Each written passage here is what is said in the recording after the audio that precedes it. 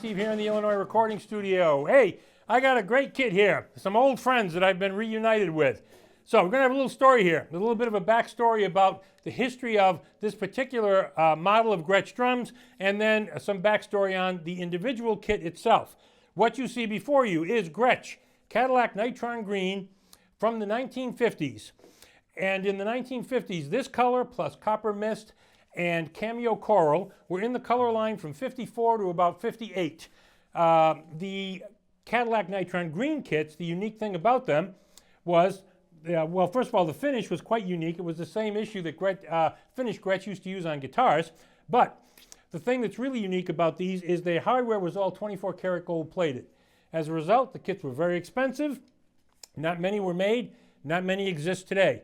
Of those that exist, there's about maybe 14 or 15 maybe complete sets. I know I have personally sold about 6 or 7 of those, of which this kit is one, but I'll get to that in a minute. But bottom line here is that these drums were made for a very short period of time. There are not very many examples in existence. These are, now we'll talk about this set in particular.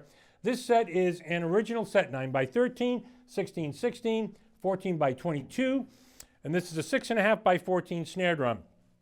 Now, the snare drums are especially rare. I think I've seen, maybe 7 or 8 5.5s and probably only 2 or 3 6.5s, of which this is one. Extremely rare. Now, this set, the 13, 16, 22, are drums that I had owned at one period of time.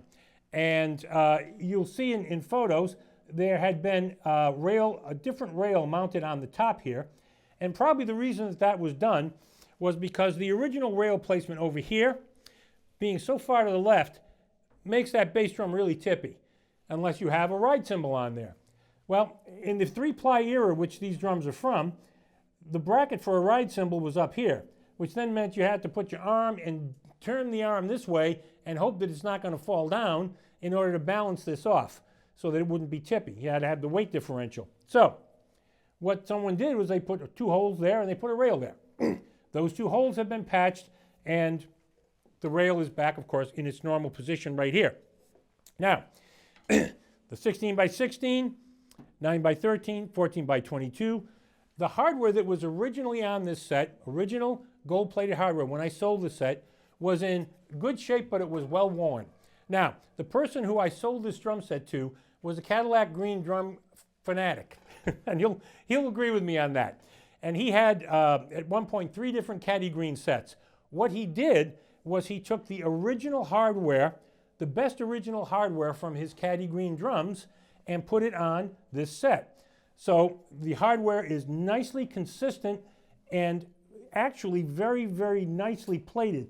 Gretsch used a very thin plating on these. So 99% of the time, the plating is worn very, very thin down to the nickel underneath. These drums look wonderful. So the hardware is exactly correct and came off other Cadillac Green kits from that era. So now you have a really nicely matched set of hardware on all of these drums. The T-rods, the lugs, the rims, everything. Tension rods, the whole 9 yards, and they're all original, not replated parts. So that's the story on those 3 drums. Now this snare drum. I know this snare drum well because I had this snare drum in my New York City store probably about 12 or 13 years ago. A very rare example, 6.5x14. At the time that I had this drum, the snare strainer, which is a micro-sensitive strainer, was not the original gold strainer. It was a chrome strainer. Now, over the course of time, my customer who owns this kit right now got a correct, from the era, 50s era, strainer, and then he had this strainer 24 karat gold plated to match. That is the only piece of hardware on all of these drums that has been replated. Everything else here is the original gold-plated hardware. So, very, very rare. And in this particular condition, it's one of the best, in this condition now, this hardware, this is one of the nicest examples that I've ever run across. There are very few, I don't know if there's any that would be nicer in my estimation. So, that's a little bit of the backstory on the history of these drums.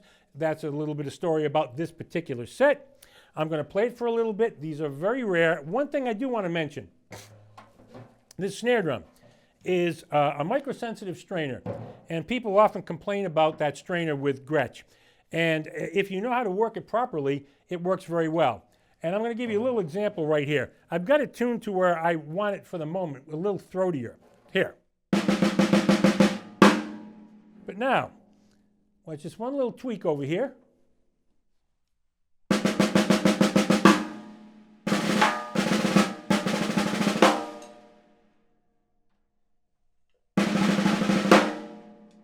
So I'm going to tweak it a little bit as I go back and forth when I play it, but just so you know, it's very versatile, it works really well. It's a very rare, very unique set. You will want to contact me at vintagedrums@aol.com. We can discuss this. And now I will shut up and play on the set a little bit so you can get a sense for the sound.